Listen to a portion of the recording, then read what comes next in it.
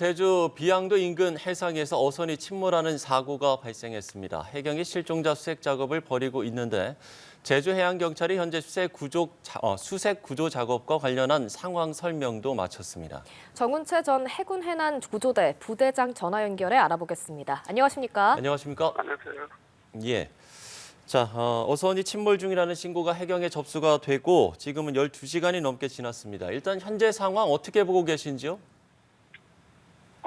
지금까지 특별한 성과가 없다는 것은 쉽게 말해서 실종된 12명에 대한 검토가 필요하다고 보입니다. 우선은 그 현장에서 있던 작업자들의 얘기나 지금까지 방송 정황을 보면은 명확하게 최초에는 수심도 몰랐고 사고 원인도 몰랐는데 제가 지금까지 들은 방송 내용을 종합해서 정황을 판단해서 말씀드리자면은 지금 현재 우선 실종자 12명은 어떤 이유로든지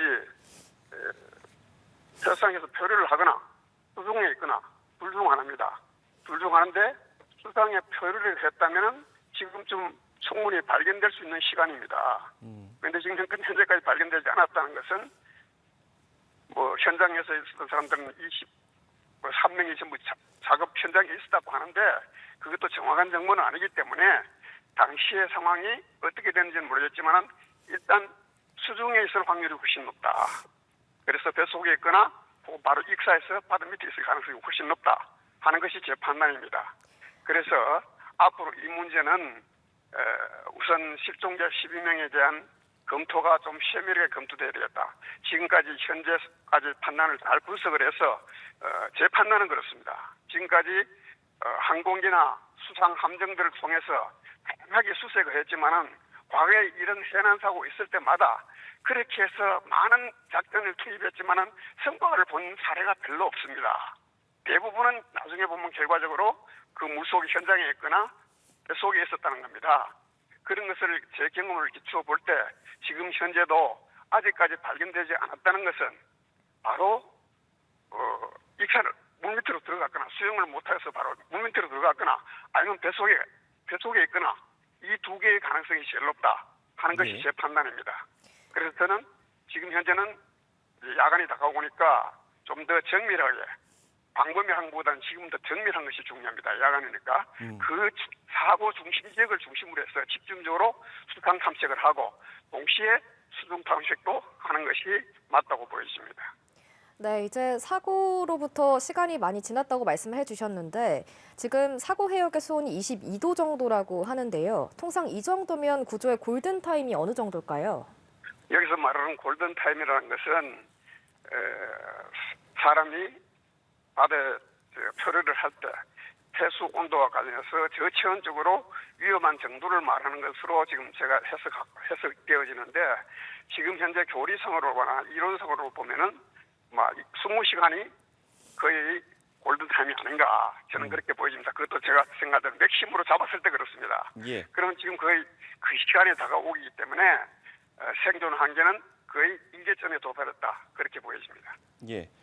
자, 지금 사고해역 수심이 87m입니다. 이 정도면 구조 난도가 글쎄 어느 정도 되는 겁니까? 우선 항상 우리가 해난 사고가 나면은 저는 제일 중요한 것이 수심이라고 생각하는데 일반 사람들은 수심을 별로 깊이 있게 생각을 안 합니다. 근데 실제로 구조하는 사람의 입장에서 보면 제일 중요한 게 수심입니다. 수심이 30m일 때가 80m일 때하고 완전히 차이가 달라집니다. 잠수 기법 자체가 달라집니다.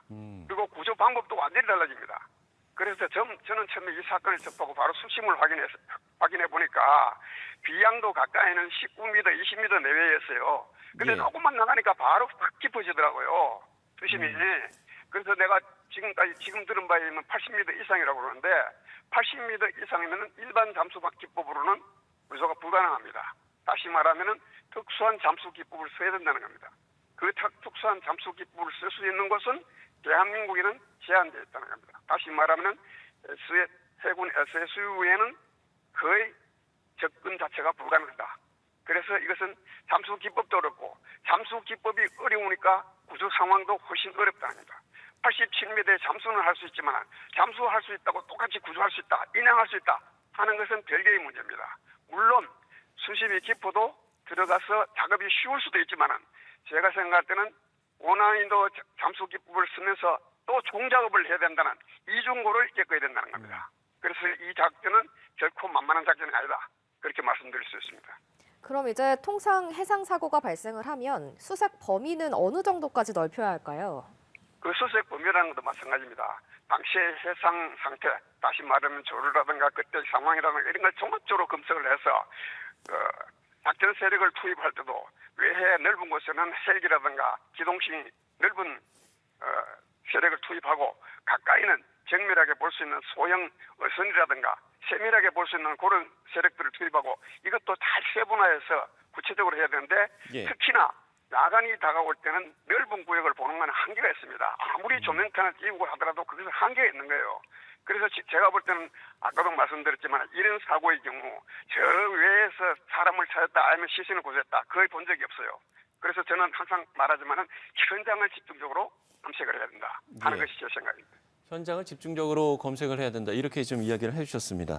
그렇습니다. 이제 곧 해가 지기 때문에 수색에 더 차질이 생길 것 같은데 야간 수색에는 어떤 부분을 가장 주의해야 되겠습니까?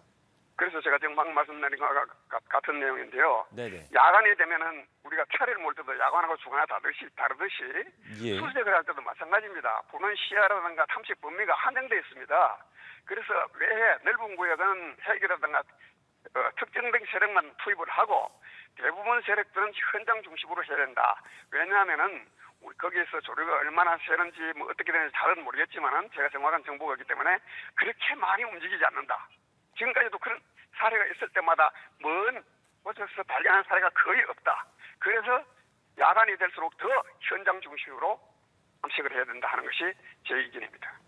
네, 이제 사고가 난 금성호가 129톤급의 꽤나 큰 배입니다. 고등어 등을 잡는 대형 어선인데 어획물을 옮겨 싣는 작업 중에서 전복이 된 것으로 추정이 되고 있는데 한쪽으로 무게가 쏠려서 배가 뒤집힌 걸까요?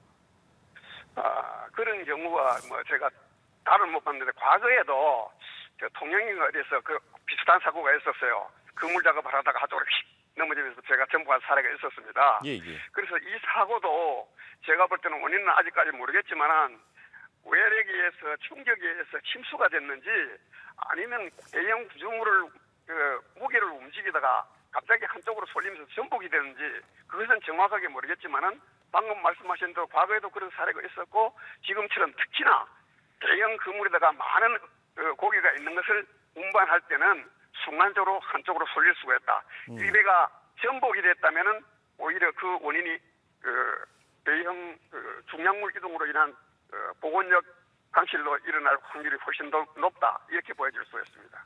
예. 상당수가 작업 당시에 구명조끼를 입고 있지 않았을 것으로 추정이 되고 있는데 아무래도 해상에서는 구명조끼 착용 여부가 구조에 있어서 굉장히 중요한 부분이지 않겠습니까? 그렇습니다.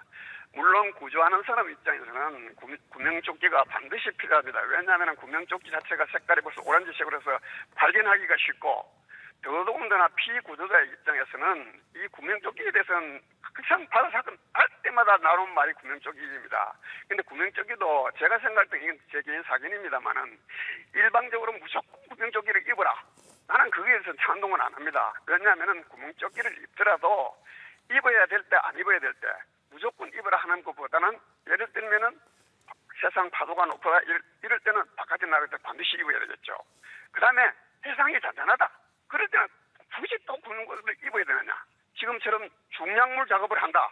이럴 때는 구명조끼를 입는 이유가 첫째 뭡니까? 내가 만약에 유사시에 바다에 추락을 했을 때 내가 수영을 못했을 때 구명조끼가 하는 일이 뭡니까? 내가 수영 못하는 사람 물에 떠있게 하는 역할을 하는 것이 구명조끼 첫 번째 역할입니다. 그래서 구명조끼를 입게 하는 거예요. 그래서 피구조자, 작업하는 사람들도 구명조끼가 중요하지만 특히 구조자의 입장에서는 구명조끼를 입고 있으면은 왜 좋으냐? 발견하기가 더 쉽고 또 피구조자에게 구명조끼를 입으면은 체온도 좀 더 보존이 되고 수영 못하는 사람이 구명조끼를 입고도 물에 떠 있을 수 있고 이런 것이 구명조끼의 주요 기능입니다. 네. 그 기능을 고려해서 구명조끼라고 해서 바다에서는 무조건 입어라 하는 것보다는 무조건 입어라 해서 안 입는 것보다는 반드시 입어야 될 때 입는 그런 법들, 세부적인 법들이 조항들이 만들어져야 되지 않겠나 저는 그렇게 보고 있습니다. 네, 이제 바다에서는 날씨와 파도 같이 이런 변수가 생길지 알 수가 없잖아요. 이런 해상 사고를 막으려면 어떤 부분을 가장 조심해야 할까요? 뭐 그런 부분은 우리가 해상사고 날 때마다 덜 드리는 말씀입니다. 예, 예. 안전 매뉴얼, 뭐 선체, 뭐 조함, 배우 운용 여러 가지가 다 포함되어 있습니다. 다 포함되어 있는데 사고를 예방하기 위해서는 그런 사전 매뉴얼이라든가 예방 수칙도 잘 지키고 선체 운행도 잘 해야 되고 다 하지만은 저 같은 경우는 구조하는 사람 입장에서 제가 정말 아쉬운 얘기를 하고 드리고 싶은 것은 예. 우리 어부들이라고 해서 바다에 산다고 다 수영할 줄 아느냐 하는 문제입니다. 아니라고 보거든요.